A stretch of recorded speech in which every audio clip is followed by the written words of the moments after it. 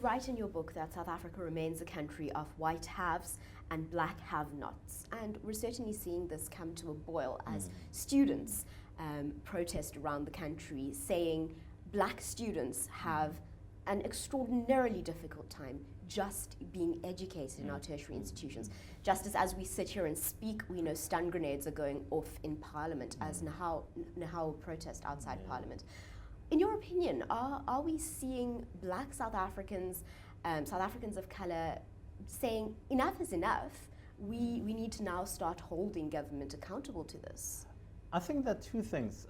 Firstly, yes, I think that there is a mood, there is a disaffection in our society that perhaps we didn't deal with over the past 21 years. I think one of the things about this year, 2015, is that the Roads Must Fall movement, the Stellies, the Leicester campaign, the Fees Must Fall, government and the ANC were caught totally unawares. The DA, the EFF, all the other political parties were caught totally unawares by all these campaigns. So it seems as if we haven't been listening to young people in South Africa who've been saying there's a problem here. I think we haven't been listening to ordinary people in general. If you think about it, the Minister of Police, Nathi Nhleko, said in May that there were 14,700 service delivery protests in South Africa over the past financial year. What it means is that people are saying, I'm tired of my local council, I'm tired of what's going on in my community. What are you doing for me? And so they go out, they burn tires, they block the streets, and they protest. And for me, it's if we don't listen, then we could be in big, big trouble. I expect that over the next year and next 2 years, that this feeling of disaffection is going to increase.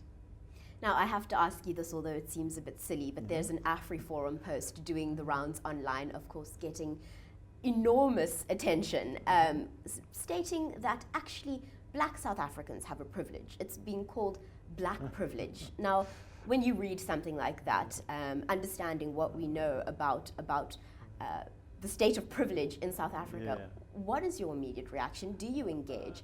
I know that your book speaks out very strongly about the disadvantage that black and South Africans of color still experience. What do you say to a comment like that? Well, I find AfriForum and its campaigns so insensitive, but also so out of kilter with reality sometimes of South Africa.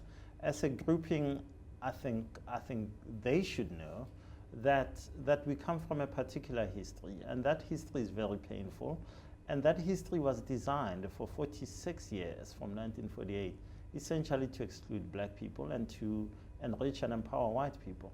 So it is incumbent on all of us to change that, to change what Bantu education did to so many of us. And so to find something like this, it trivializes a real problem, but it also takes away from all of us saying, this is a problem, how do we deal with it? So you now have, oh no, there's black privilege as opposed to white privilege, and you think that that's going to solve the problem that we face as a society.